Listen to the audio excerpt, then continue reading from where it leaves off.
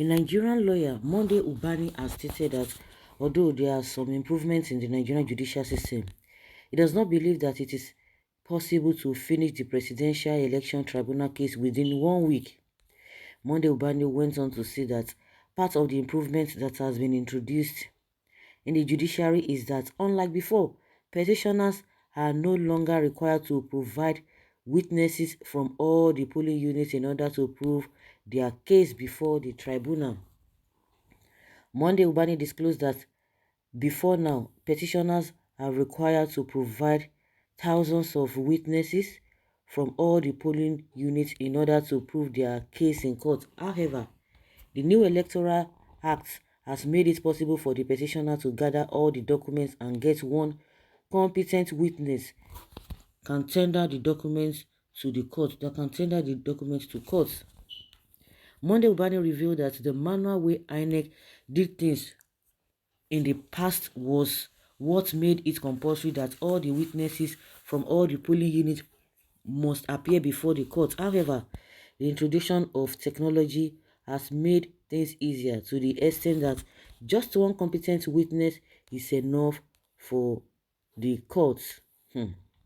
So because of the act, the Electoral Act, and that is where the problem is. The Electoral Act, did they follow it? Now we'll be talking about Electoral Act very soon, and they'll be telling you the law of the INEC, the Electoral Act is.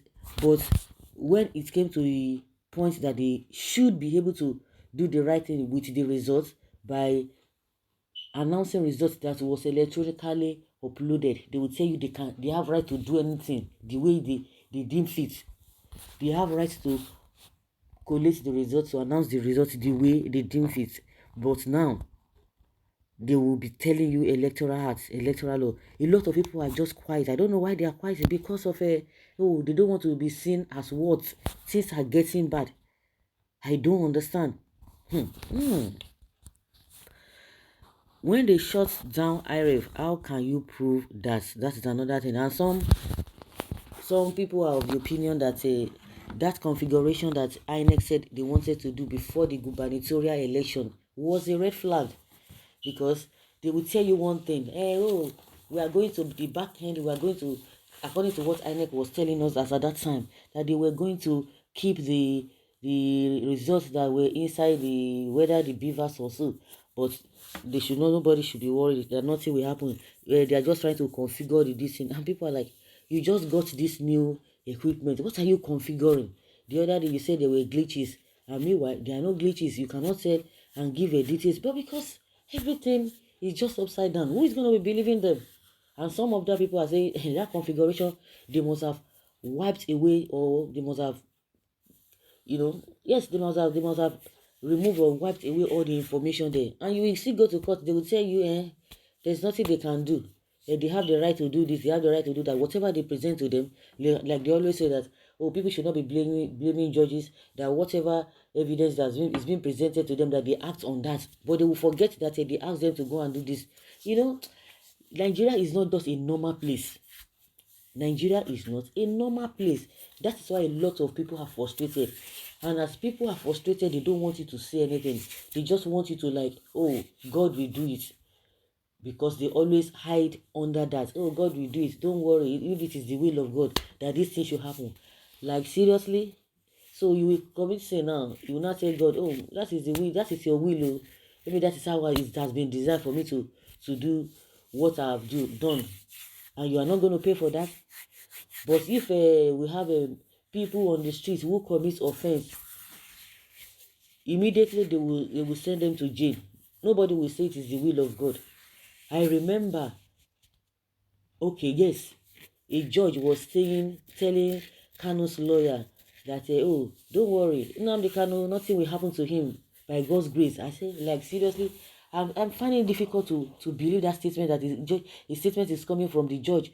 The law or the court that does not believe in spirituality say God will do it.